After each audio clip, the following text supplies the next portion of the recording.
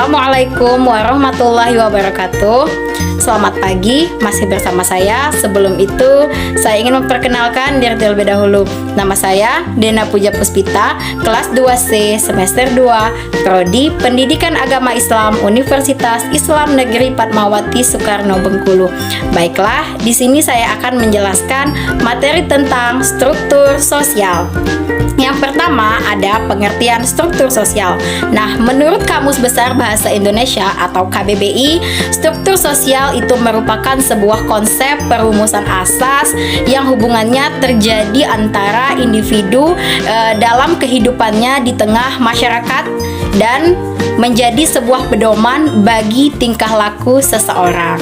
Nah, sedangkan menurut Ensiklopedia Britannica, pengertian struktur sosial dalam sudut pandang sosiologi adalah sebagai suatu pengatur institusi yang unik, dan juga stabil, di mana setiap individu itu yang saling berinteraksi antara satu dengan yang lain dalam kehidupan membentuk sebuah lingkungan masyarakat. Nah, sedangkan struktur sosial dipandang dalam suatu ilmu sosiologi adalah ilmu yang membahas tentang hubungan internal, berarti dalam lingkungan, yang dilembagakan oleh individu yang berada dalam kelompok tersebut. Yang kedua, klasifikasi struktur sosial terbagi menjadi dua. Yang pertama ada stratifikasi sosial. Nah, stratifikasi sosial ini merupakan klasifikasi sosial yang memiliki perbedaan tingkatan secara vertikal. Nah, yang merupakan membentuk struktur sosial pada suatu masyarakat. Nah, di sini setiap tingkatan itu memiliki perbedaan antara yang satu tingkatan dengan tingkatan yang lain. Nah, stratifikasi sosial juga terbagi menjadi tiga. Yang pertama ada stratifikasi sosial tertutup. Nah, stratifikasi sosial tertutup ini merupakan stratifikasi sosial yang tidak adanya kemungkinan bagi seseorang individu itu untuk melakukan mobilitas sosial. Nah, misalnya di sini dalam bentuk kasta. Nah, contohnya pada masyarakat Bali di Indonesia.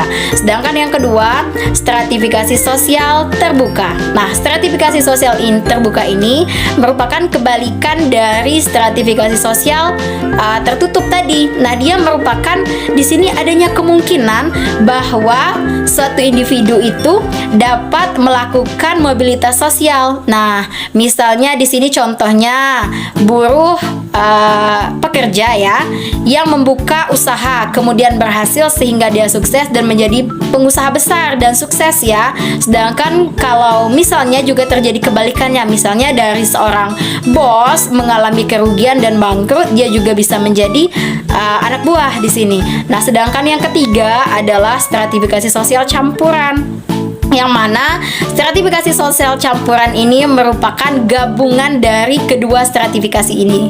Nah, adalah dia stratifikasi sosial gabungan stratifikasi sosial terbuka dan tertutup. Nah, contohnya masyarakat Hindu Bali yang menggunakan sistem kasta. Kemudian jika seseorang tersebut melakukan merantau atau keluar negeri dan dia berhasil, berarti dia sudah melakukan mobilitas sosial, tetapi untuk sistem kastanya tidak dapat dirubah. Sedangkan yang kedua yaitu diferensiasi sosial. Nah, diferensiasi sosial ini berbeda dengan stratifikasi sosial, di mana dia adalah bentuk klasifikasi struktur sosial yang vertikal atau sama ratanya antara satu stratifikasi dengan stratifikasi lain. Nah, di sini ada misalnya contohnya diferensiasi sosial seperti ras, etnis atau suku bangsa, ada agama dan lain sebagainya. Dia terbagi menjadi tiga juga. Yang pertama ada ciri fisik. Nah, ciri fisik ini merupakan diferensiasi sosial yang adanya perbedaan fisik antara individu yang satu dengan individu yang lain. Nah, misalnya dalam ciri fisik seperti bentuk bola mata, warna kulit, rambut, dan lain sebagainya. Sedangkan untuk yang kedua yaitu ciri sosial. Nah, ciri sosial ini merupakan misalnya dalam perbedaan status ya, jabatan, profesi, kekuasaan antara satu orang dengan yang lain. Nah, sedangkan untuk yang ketiga yaitu ciri budaya, merupakan diferensiasi sosial yang ketika adanya perbedaan budaya antara satu budaya dengan budaya lain. Nah, misalnya di sini ada perbedaan agama, suku, ras, bahasa, kepercayaan, nilai, norma yang dipegang oleh seseorang. Sedangkan yang ketiga yaitu ada jenis struktur sosial. Di sini ada 5 ya. Yang pertama ada struktur sosial kaku dan luas. Nah, struktur sosial kaku dan luas ini merupakan jenis struktur sosial yang memiliki pola. Nah, pola susunan yang memungkinkan untuk berubah sewaktu-waktu jika dibutuhkan. Sedangkan yang kedua, struktur sosial formal dan informal. Nah, struktur sosial formal adalah struktur sosial yang diakui oleh pihak yang bertanggung jawab. Nah, berdasarkan hukum yang berlaku. Sedangkan struktur sosial informal adalah jenis struktur sosial yang tidak diakui oleh pihak yang berwajib. Dia tidak diatur oleh hukum maupun hukum yang berlaku ya di sini ya. Nah, sedangkan yang ketiga, struktur sosial homogen dan heterogen. Nah, adalah jenis struktur sosial yang memiliki unsur di dalamnya memiliki pengaruh kedudukannya antara dunia luar dan yang ada ya.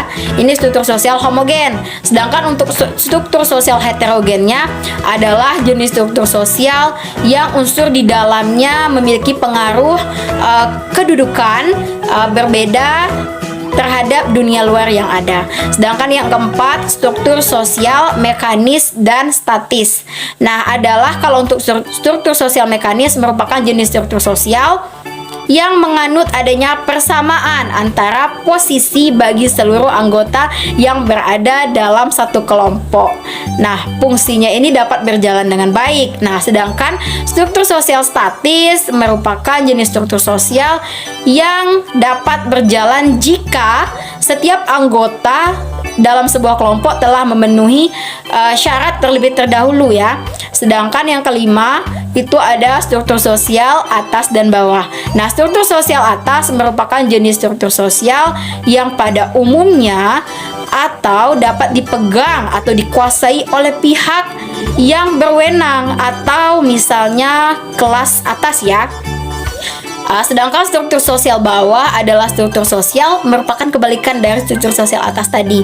Dia dipegang atau ditempati oleh masyarakat yang memiliki taraf hidup lebih rendah atau kelas menengah ke bawah. Sedangkan yang keempat ada ciri-ciri struktur sosial. Di sini ada 4. Nah, ini satu, selalu berkembang dan dapat berubah, dimana seperti yang kita ketahui sendiri ya, bahwa seseorang yang berada dalam suatu tingkatan atau kelompok sosial itu dapat mengalami perubahan, bisa naik, dia bisa turun juga. Nah, seperti yang terjadi pada kelas sosial seseorang yang selalu mengalami perubahan dari waktu ke waktu seiring berjalannya waktu. Nah, sedangkan yang kedua yaitu meliputi seluruh kebudayaan dalam masyarakat. Nah, yang menjalin suatu hubungan dengan individu dan struktur sosial lainnya yang selalu ada. Nah, di mana seiring dengan berkembangnya seseorang, individu akan mencoba membuat hubungan dengan orang lain sehingga memiliki kebudayaan yang berbeda juga. Nah, sedangkan yang ketiga yaitu membentuk suatu kelompok. Nah, dalam suatu lingkungan masyarakat, nah, terdapat individu yang masing-masing memiliki perbedaan. Nah, namun seringkali ya, individu-individu itu memiliki persamaan atau ketertarikan yang sama akan membentuk suatu kelompok yang menciptakan adanya struktur sosial.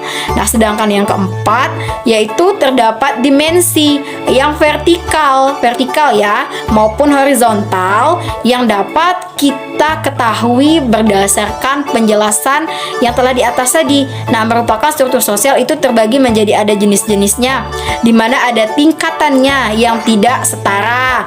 Ya, tidak setara ya, ada juga yang setara. Nah, stratifikasi sosial juga tingkatannya disebut dengan diferensiasi sosial dan stratifikasi sosial.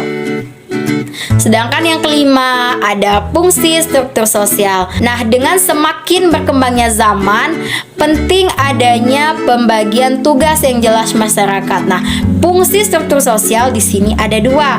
Nah, untuk yang pertama adalah struktur sosial itu sebagai kontrol yang bagi masyarakat ya, yang dimaksud adalah dengan adanya struktur sosial yang jelas.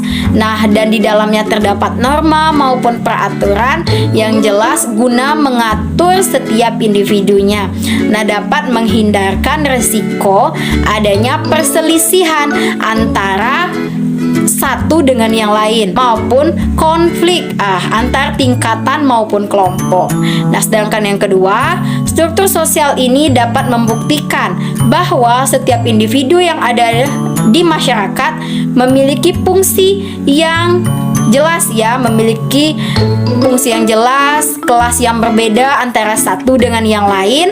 Nah, yang kita ketahui setiap individu memiliki keunikannya dan kelebihannya masing-masing. Nah, kita tidak bisa menyamakan bahwa setiap orang itu sama, karena setiap orang itu memiliki karakter atau keunikan yang berbeda-beda. Nah, disitulah sebagai adanya struktur sosial ini, disitu kita dapat mengetahui bahwa adanya perbedaan antara setiap satu individu dengan individu yang lain.